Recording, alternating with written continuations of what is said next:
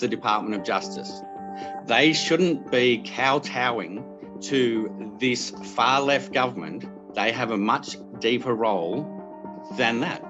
They are to provide the rights, respect for people.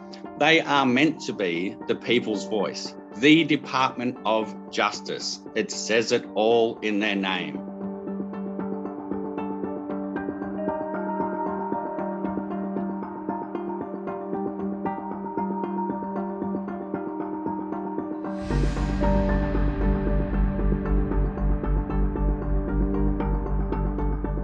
Okay, so I'm here with Gavin Wooten, who is, drumroll, a corrections officer. So he could have been in the prison that I was in recently. He wasn't, but anyway, that's the irony, but here we are. Thanks for coming. And why do you want to talk to me today? Why did you reach out?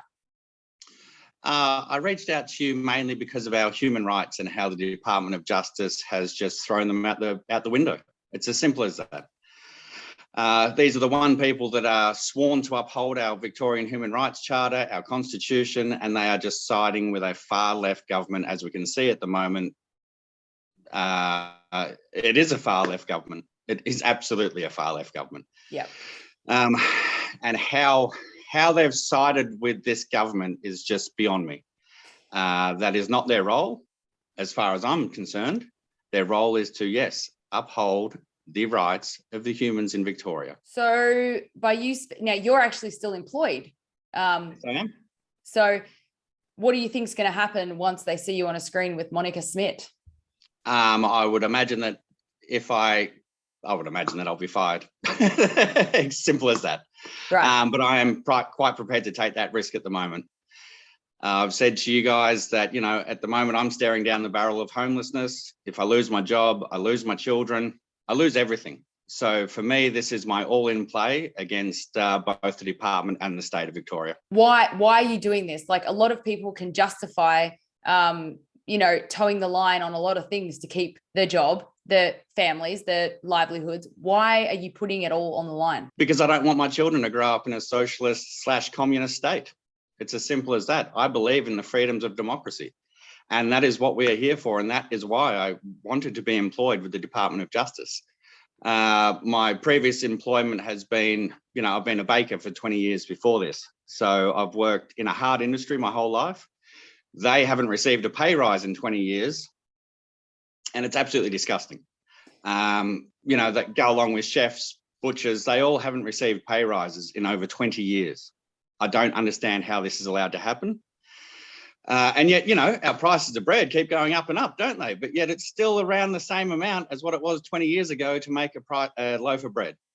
That is weird. That doesn't make any sense. But yeah, I mean, like, you have security right now, you have job security right now. And there are probably a lot of your colleagues who, by the way, are on the same page as you and are having this moral dilemma right now.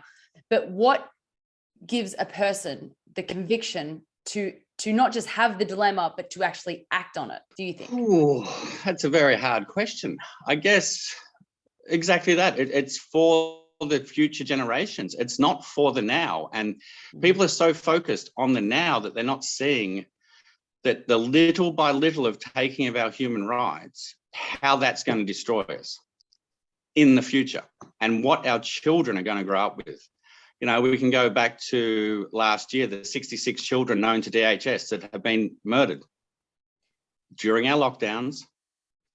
Nothing's happened to them. I haven't seen 66 criminals come through our courtrooms on charges of, neglect, anything like that. Hasn't happened. Again, I've written to different political parties about that and saying, why has nothing happened? Why is nobody doing anything about this? Who is meant to be held to account here? Do you think they're too busy following these Cho directions and enforcing the Cho directions to actually go after real criminals? Is that what's going on, or? Absolutely. And I personally know a couple of police officers in the eastern region that have said, we will not do any COVID work. It is only proper policing today, people. And they have maintained that for the last 18 months. Again, I'll go back to the start of all this, and I was worried. I was worried that, yes, this could be an absolutely massive illness that could have huge impacts on everybody. But then when it came to the second, third, fourth lockdown, it's like, no, hang on a minute. This is not about a virus anymore. And again, I don't want to go into the, delve down the rabbit hole per se of the whole conspiracy theories behind it. That's not what I'm about. I'm about enforcing our human rights and how they're being taken away from us. Now, do you know for a fact that quite a few of your colleagues would encourage and support what you're doing right now, or you're not sure? I know a few of them would. I know that a few of them are absolutely sick of the totalitarian regime that the department is having. As I said, siding with a far left government. I'm currently suspended for trying to put the, I'm going to say a pronoun on my signature block for saying wham, because the LGBTI community are allowed to have their things on a state signature block, as are our Indigenous people. Now, I agree with that. But at the same time, it has to be one in, all in. Why aren't I allowed to be proud of my heritage? Now, wham for me just means working Australian male, and I got suspended for that. What? I mean, it's kind of like the you know how the minority groups are they're heroed and they do so much for them, and now the unvaccinated is actually a minority group, but no one cares. No one cares. No, correct. It's one rule for them and another rule for everyone else. It's very strange. So what do you think, what do you want to do now that you're speaking out? You're probably going to lose your job, and you'll get tons of support, but what do you want to do with the newfound sort of profile that you're going to have after this? What are you going to do? Well, yes, I have now decided that I think looking into politics is the best way to go about this. I have been a fighter of all through my life. I've fought for people that back through the 80s that, they might not have wanted to fight, but they were getting picked on in primary school or high school. I've always stood up for people like that. Some of my best mates I've stood up for my entire life, and, affectionately known with my friends to be called the pacifist. I don't like fighting. I would prefer to talk about things and actually get some common sense into people. There were many a times when I was out with my friends in my early 20s, and across the pub, all you'd hear is that, "Hey, pacifist, get over here," because one of my idiot mates was getting into a fight with someone. And when you actually start to talk to these people and go, hang on, we're all just drunk, just calm down a bit, people. And I think now realizing, since I've been in corrections, my whole point was to, and yes, for lack of a better term, to understand the poorer section of society, and to understand and to then build a repertoire from that, to listen to what these people are saying. Why do we keep having revolving doors in jail? It's quite simple. An ex-partner of mine used to work in emergency housing with the Salvation Army. So once people get out of jail, they go into emergency housing. From there, they then get a boarding room. Now, some of these boarding rooms, I would not house a pig in. And yet these people are getting charged almost their entire dole payments, or, working out of work payments for a room that, yes, you would not put a pig into. So therefore, the system is also creating this same problem. We have what we call in corrections our frequent flyers. Now, they are mainly people that are homeless. We get a big influx during Christmas, obviously, because then they're going to get 2 or 3 weeks of a meal, a bed, everything supplied for them. So again, we're creating a system that is just a revolving door.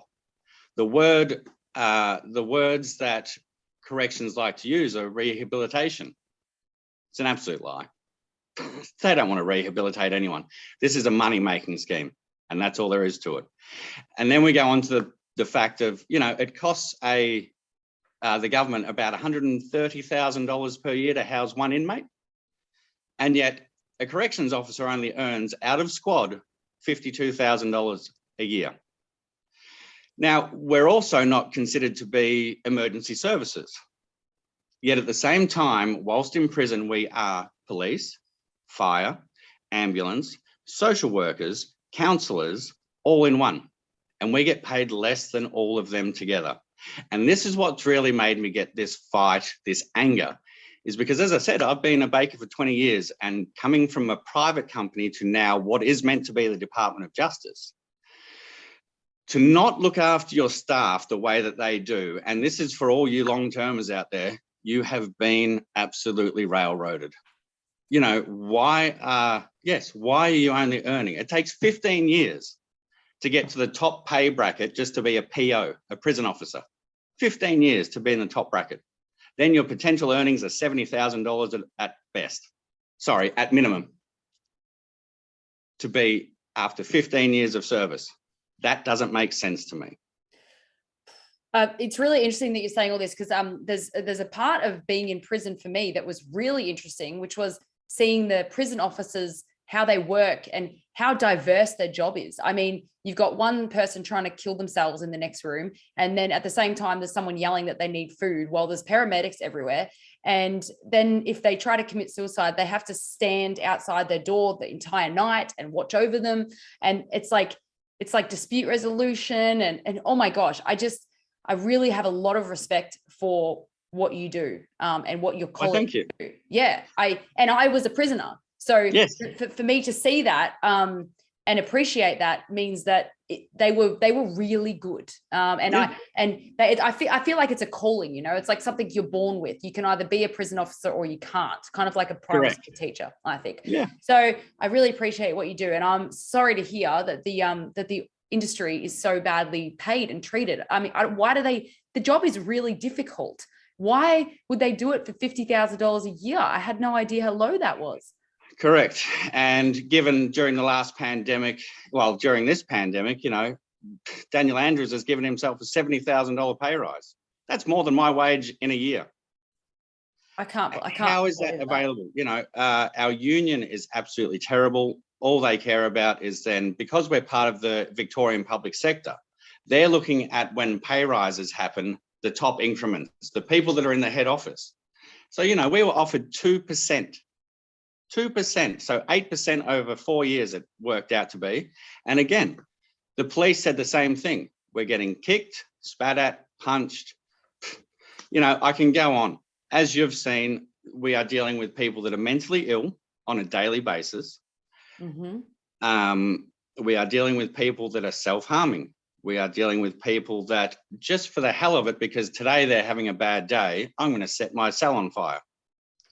And yet I have to go in and respond to that, and I don't get paid as a fireman. I have to wear a BA, which is a breathing apparatus.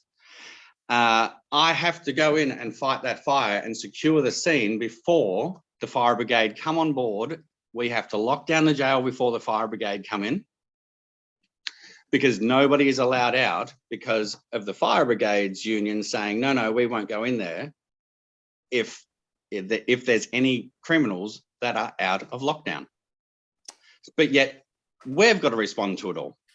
And we're not classed as emergency services. That is very frustrating. We're classed as the dirty little cousins, the secret of society, basically. Nobody wants to know what happens in a prison. And yet, as I can say, and I will say with my whole heart, this is the best job I've ever had. I love my job. I love telling my kids what I do. I love protecting the community. But there has to be a point where we say enough's enough. And again, I'm appealing to all these officers out there that have had enough of the totalitarian regime to, yes, stand up. This has got to stop. Well, if enough of you stopped going to work, they would have a big problem. So, and hopefully you can get you can get back to protecting people instead of enforcing tyranny. I mean, when I was in there, every single woman that was there, now I couldn't see anyone because I was in solitary confinement, but I could hear them in the grate of the door. Every single one of them had been there before. Every single one. And I probably heard about 10 or 15 different women's stories. And so they've all been there before. So it's like the system definitely doesn't want to get rid of them. And I want to ask as well, like, you doing the job that you do and dealing with actual criminals, you know, what is it? What were you, and I'm not trying to make this about me, but I just want to know, when you hear about someone like me in solitary confinement for 22 days, how does that make you feel? I can understand on one respect of why they did that, because you are a public figure. So let's put into perspective here. George Pell, we'll go back to him. He was a massive public figure. So yes, when he went into prison, he was in 23-hour lockdown for his own protection. Now that I can understand with you. You would have been classed as a high priority, a high profile. So therefore, for your own protection, you went into 23 hours of lockdown. Now, when we speak about that 23 hours of lockdown for your own protection, let's go back to the start of this COVID scare, when we were only allowed outside for 1 hour a day. Now, that has come straight from the Human Rights Charter for prisoners. 1 hour of sunlight and fresh air a day. I have tried over and over again to convince people that you have got less rights at the moment than a criminal. As somebody who has chosen to break the law, we haven't chosen to break the law. We haven't done anything. We have been locked up for a crime we didn't commit. And again, if we go back to, oh, but it's trying to stop a pandemic. Okay, at the start it did. That's exactly what it was about, trying to stop a pandemic. I understand that. But now again, we're into what? Lockdown 9, or we've just come out of. And yet again, these people in power, Daniel Andrews, Brett Sutton, have now just destroyed millions and millions of businesses, people's lives, all for what is meant to be the greater good. But no, it's not. It's not the greater good at all. Well, I will just preface something. I actually was in 24 hours isolation the entire right. time. So yeah, there was no time outside for 22 days. So well, then that goes against your human rights charter for a prisoner. Well, we'll see about that. The other thing the other thing I noticed about prison is I was talking to the girls who had been out in the open prison, I call it. And it's funny because at the time Victoria was completely locked down, and I realized that prisoners have more freedom than Victorians. So the gym was open, they could have barbecues, they could gather, they barely wore masks. And I was like, hang on, maybe I want to stay in prison. Like, you know, I mean, I didn't, but Correct. like, isn't that, yes. But I also didn't want to make that aware to the public either, because I didn't want them to then go and lock them down because of a video I made or something. But I thought it was a really interesting irony. Now, okay, so I think you've said, you know, a lot here. I hope that you don't lose your job, because I think we need people like you in that job. But is there anything else that you would like to say to either your colleagues or the people that are listening? Absolutely. Just please remember our rights, our human charter rights. It's as simple as that. This current government has taken away every single right that you have at the moment. The right to gather, the right to see loved ones. Up until last Friday, you were still in lockdown. For what? We're at a 70% vaccination rate, which is, again, what they wanted to start with. So if you've been vaccinated, why did you not get your freedoms back? Think of it that way. You are the ones that have complied. You are the ones that have done what you've been told to do. And I agree with that. You know, this is dividing families, friends, colleagues, everyone. It has now put our state into a segregation that has never been seen before in the history of Australia. Never. No. And it is time for our people to stand up. That involves police officers, federal police, QCs. Where are they during all this? Why aren't they fighting for our human rights anymore? I don't know. And I do feel sorry in a way for the police. But again, when you're firing on innocent people that are protesting against a government, then you start to lose respect. I'm sorry, but it's as simple as that. We've seen police officers now turning around and saying, I'm out. This isn't what I signed up for. Again, I signed a contract to uphold the rights of Victorians. That is my contract. That is my sworn oath, just as the Department of Justice. They shouldn't be kowtowing to this far left government. They have a much deeper role than that. They are to provide the rights, respect for people. They are meant to be the people's voice. The Department of Justice. It says it all in their name. It doesn't matter what side of politics is in power. It's as simple as that. You are to hold them to account. So you're actually upholding your oath by doing what you're doing right now, really? Absolutely. Yeah. Under Section 8 of my Code of Conduct. I must do within all my power to uphold the human rights of Victoria. That's in our code of conduct, which again, the Department of Justice have just thrown away at the moment. They cannot even stand up to their own code of conduct. It's crazy. It's crazy. And look, I'm going to make sure that you have a Facebook page that people can follow you after when I release this video. Okay. So people are going to be able to follow you, support you, and maybe I imagine that other corrections officers will reach out to you, and I certainly hope so. You can create a group around that, and we'll support you legally as much as we can with our lawyer in-house, and we'll just do what we can. All right. No worries. That sounds good. Great to talk to you, Gavin. We'll talk to you soon. Not a problem. Thank you very much, Monica. Have a good one.